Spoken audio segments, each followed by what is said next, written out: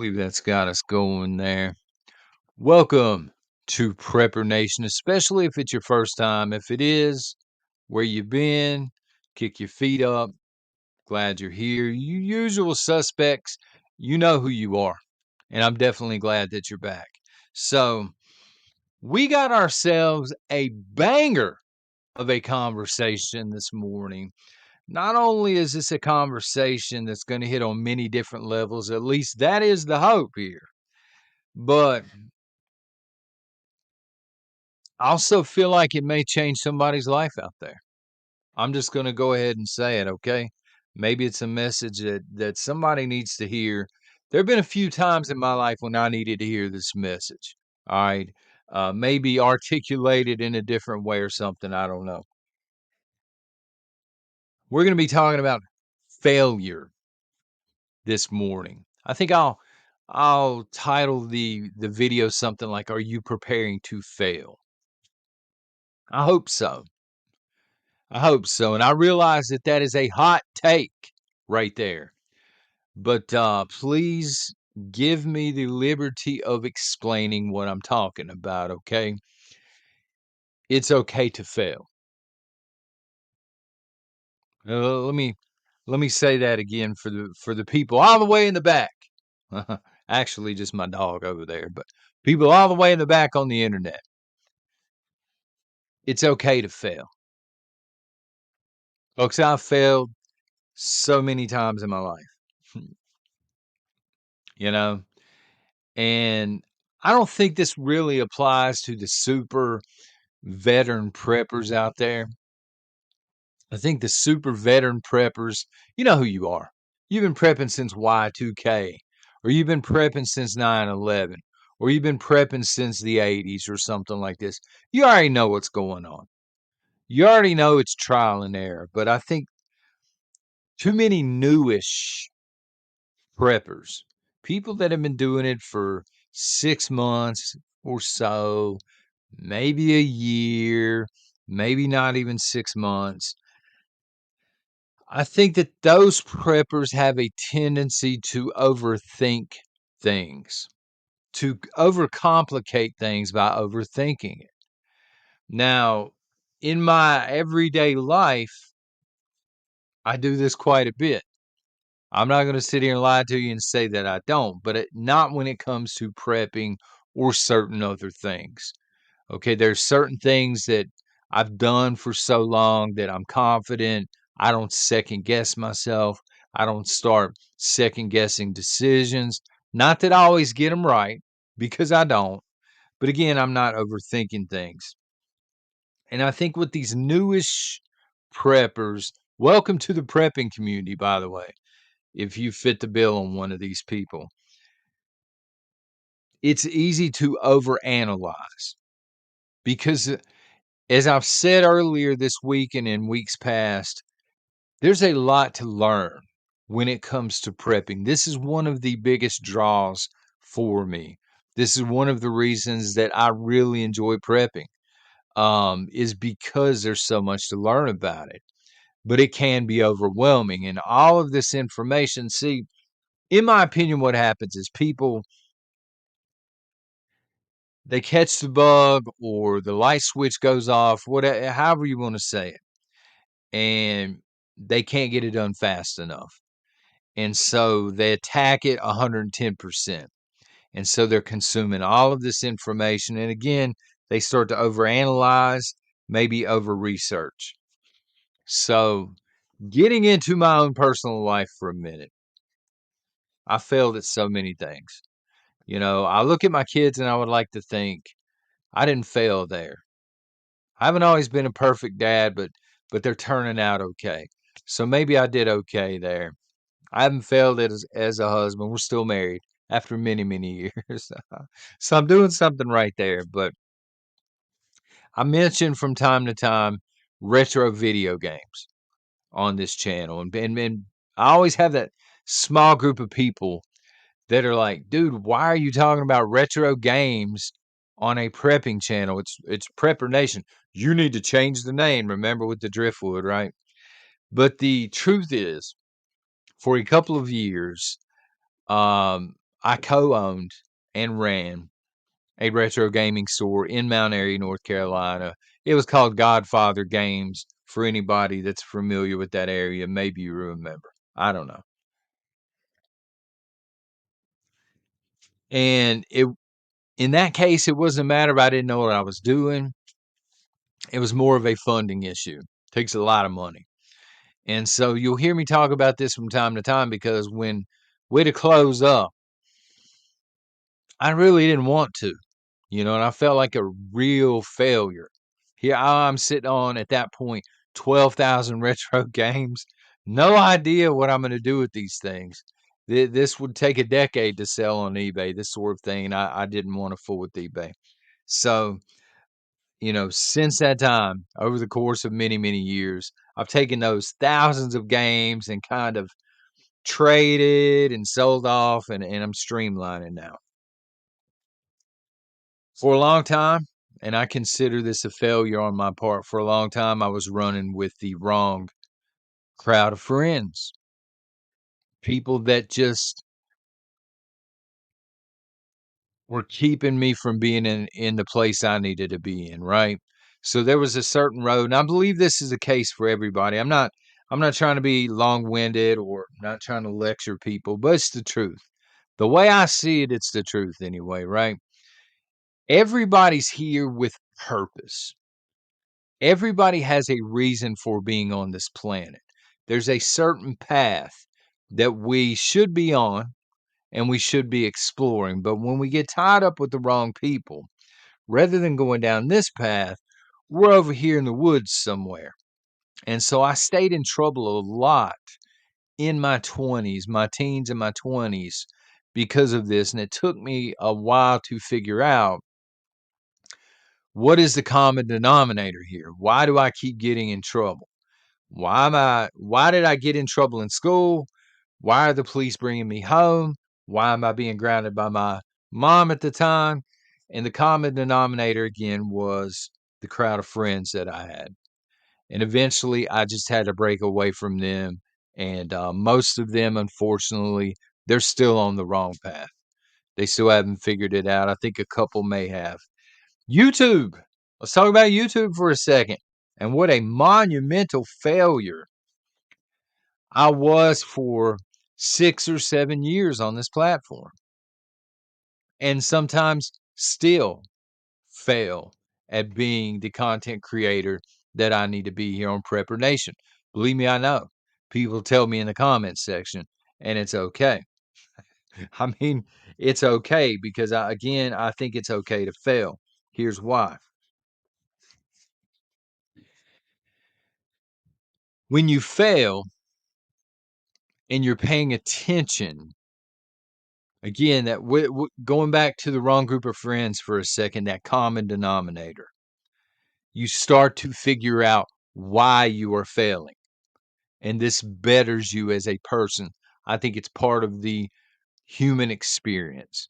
It's part of becoming something better than you used to be. Some people, hey man, they might hit it lucky out of the gates and they might have an incredible life from the jump, but that just has not been my experience. I've had to make a lot of mistakes.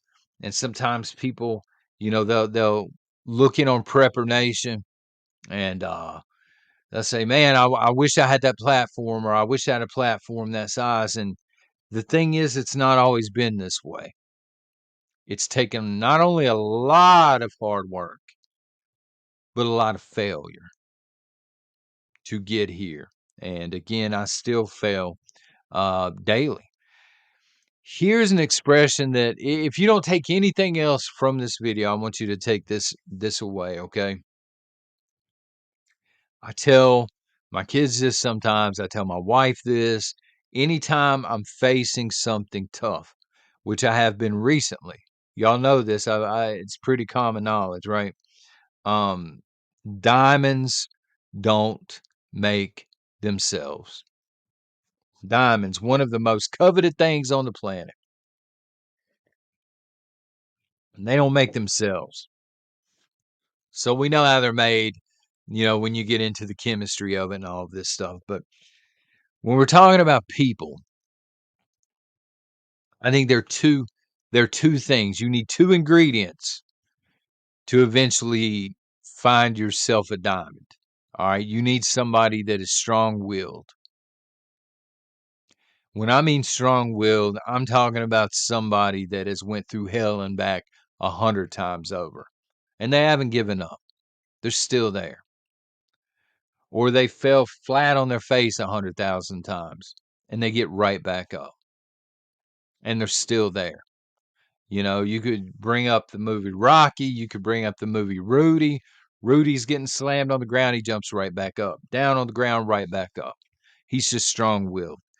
You need somebody that is strong-willed, and you need somebody with a lot of pressure on them. That's what you need in order to create a diamond, in my point, in my perspective at least. Here's what I've discovered throughout my life, okay? Because again, I've had success. I've had success in the writing industry. I've written 35 stories for anybody that doesn't know. Half of them are terrible. I'll own it. Half of them are terrible. I was just trying to make a little money as I learned the craft. The other half are not stellar, but they're not terrible. They're somewhere in between. So it's not like I'm Stephen King over here, son, but I've been able to make a living doing it. But it took a long time and it took a lot of failure in order to do that. And something I learned along the way, most of the people around me, regardless of what they say to your face, they want you to fail. It's true. When I told people, that I thought were my friends at that time, yeah, I'm writing a book. I'm gonna eventually publish this joker out, paperback and ebook. You kind of see the hypnotic nod and, oh, that's fantastic. But this is coming from a place where they're either thinking John's never gonna do this. What is he smoking over here? He's smoking the hopium big time, son. Or it's coming from a place where they hope that you fail. And for the longest time, I couldn't figure out why this was. But then eventually I realized it's because everybody else fails too. Everybody fails, but most people give up on their passions. You show me somebody in their 50s or their 60s, man, they've made good money. They think they've won at life. And I'll see this in the comments. I've had an incredible life doing this. Did you want to do that as a job? Not particularly, but it paid well. And I did it for 45 years. And I'm looking at that and I'm like, well, you've made money, which is awesome, by the way. But that's 45 years that you could have followed a passion that you had that you gave up on somewhere along the way. And it breaks my heart when I see people giving up on their passions. I don't care what the passion is, you know? Some people are passionate about art. Some people, the creative arts like writing, acting, other people, filmmaking, YouTube, whatever. But most people give up on those passions. And they'll never admit, I gave up and I'm miserable and I failed. But when you tell them, hey, this is what I'm trying to do, this is why they cheerlead for you to fail. And I've had to learn this the hard way, and I've had to unfortunately cut some people from my inner circle even because of that. Here's what I want you to do, okay? Here's what I want to leave you with. Here's what I would ask you to do today. I want you to decide that you are gonna be the best at something. And again, I don't care what that is. What are you passionate about? You know, maybe you make bracelets and you've got this dream that you wanna sell them on Etsy. You know what I mean? Maybe you wanna be a mechanic. That it doesn't matter. There are hundreds of thousands of jobs in need of people, believe it or not, right? But they're looking for the right people. I want you to decide what that passion is, and I want you to decide today that you are going to be the best at it. Whatever it is. If it's YouTube, you need to decide today, I'm going to be the very best at YouTube. Will you be the very best at YouTube? Probably not. At least not for a very long time. All right. Take it from me. Okay.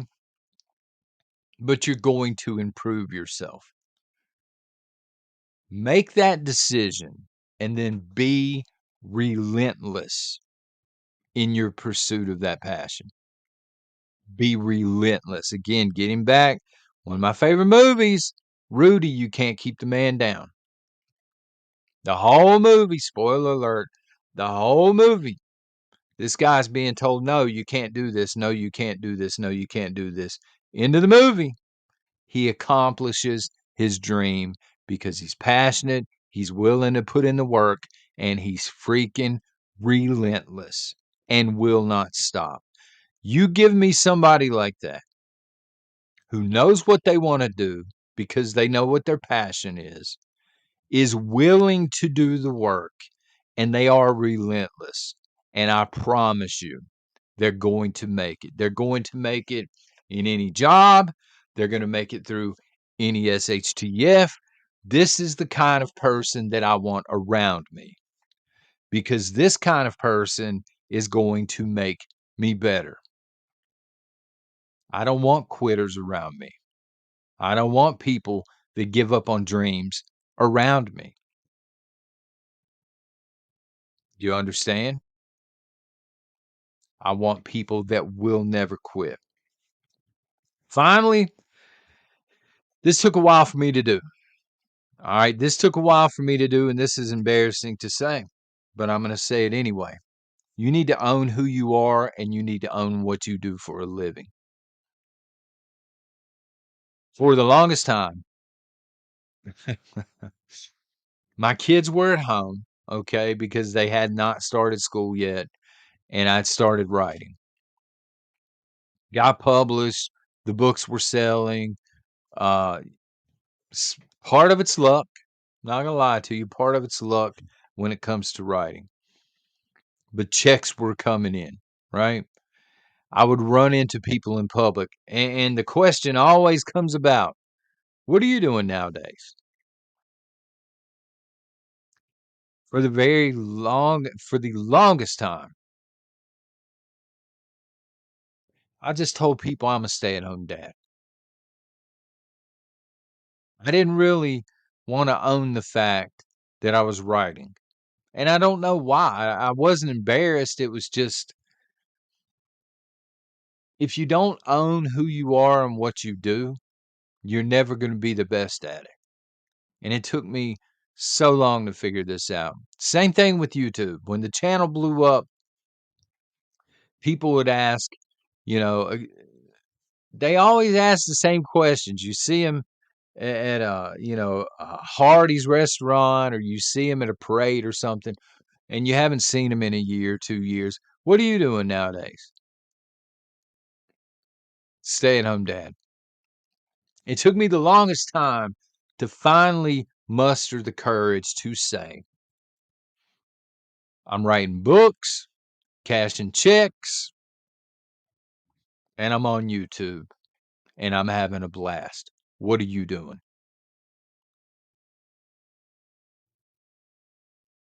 Own it. Own who you are. Please do not let people take that away from you.